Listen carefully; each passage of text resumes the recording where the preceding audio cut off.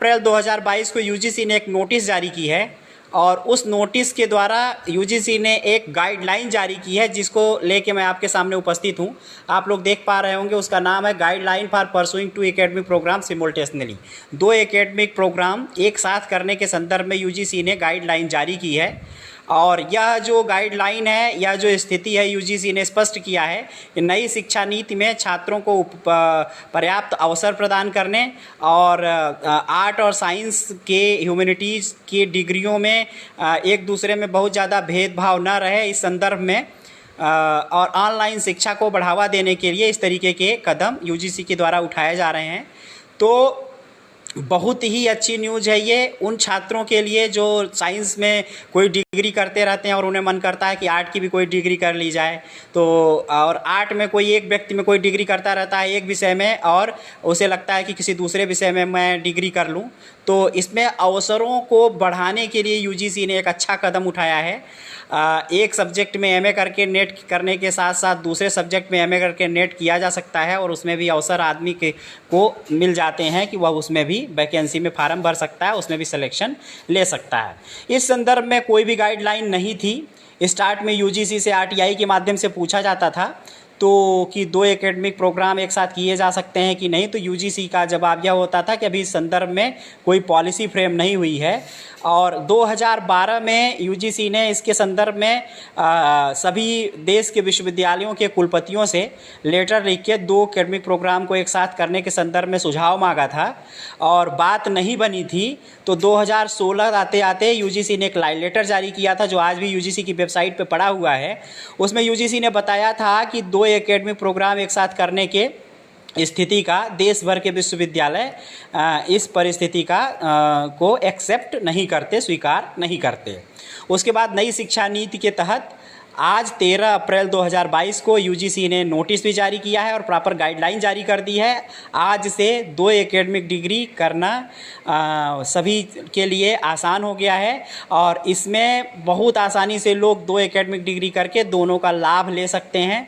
चूँकि यूजीसी ने इसको जारी कर दिया है, इसमें अवसर बढ़ गए हैं। तो कुछ उसकी स्थितियां हैं, उन स्थितियों के साथ ही आप उसको करेंगे तभी उसका लाभ पाएंगे और तभी आप उसका दोनों डिग्रियों का लाभ ले पाएंगे। तो क्या कंडीशंस हैं, उसके लिए हम लोग चलते हैं लास्ट पेज में। लास्ट पेज में गाइडलाइन दी हुई है, उसी पर हम बात करते हैं। तो पहली गाइडलाइन ये है कि a student can pursue 2 full time academic programme. अर्थात यहाँ पे आप देख लीजिए कि पहले क्या था, यह नॉर्मल स्थिति थी कि जो पार्ट टाइम डिग्री होती थी या डिस्टेंस मोड से डिग्री होती ही, उसमें क्या होता था, छात्र को जाना नहीं होता था कॉलेज और सिर्फ परीक्षा देनी होती थी, इसलिए अटेंडेंस को क्रैश करने की संभावना नहीं होती थी। लेकिन तो वहाँ पर अलाउ करना तो आसान था, लेकिन फुल टाइम में 2 डिग्रियों को यूजीसी ने अलाउ कर दिया है। क्या कह रहा है यूजीसी कि a student can pursue 2 full time academic programme in physical mode मतलब जाकर कॉलेज करते हुए, provided that in such case, इस केस में class timing for own programme do not overlap with the class timing of other programme. अर्थात अगर आप 2 डिग्रियां एक साथ कर रहे हैं तो एक कोर्स का क्लास टाइमिंग दूसरे कोर्स के क्लास टाइमिंग के साथ अगर ओवरलैप नहीं करता, अलग अलग टाइमिंग पर, कहीं पर इवनिंग में आपने कर लिया डिग्री, कहीं पर मॉर्निंग में कर लिया और इस बात का रिटर्न पूरा सारा कुछ हो रहा हो, तो आपको कोई समस्या नहीं होगी और फिजिकली आप 2 जगह से रेगुलर मोड में, जिसको कहते हैं फुल टाइम मोड में, 2 डिग्री कर पाएंगे। पहली स्थिति ये है। दूसरी स्थिति, a student can pursue 2 academic programme, 1 in full time physical mode में और दूसरा जो है ऑनलाइन या डिस्टेंस मोड में। तो यह तो आसानी से हो सकता है, इसमें कोई दिक्कत नहीं है। एक डिग्री आप रेगुलर कर लीजिए, एक डिस्टेंस में कर लीजिए।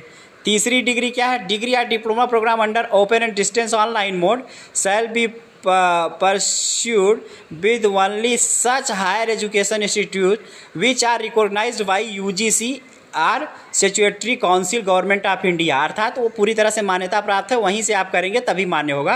ये तो सामान्य सी बात है। चौथे में देखते हैं, डिग्री और diploma programme under these guidelines shall be govern by the regulation notified by the UGC and also the respective statutory professional council where applicable. जो यूजीसी की गाइडलाइन है उसी के हिसाब से करना है और जो रेगुलेशन यूजीसी के हैं या रिस्पेक्टिव स्टैट्यूटरी अर्थात जो यूनिवर्सिटीज़ हैं उनके जो ऑर्डिनेंस हैं, प्रोफेशनल काउंसिल्स जो हैं, जैसे एनसीटी काउंसिल होगा, national council of teacher education, इस तरीके के जो काउंसिल हैं वो जिस हिसाब से नियम कानून बनाए हैं उसी के अंतर्गत आपको उन सारे कोर्सेज़ को करना है। और क्या लिखा हुआ है 5वें कंडीशन में?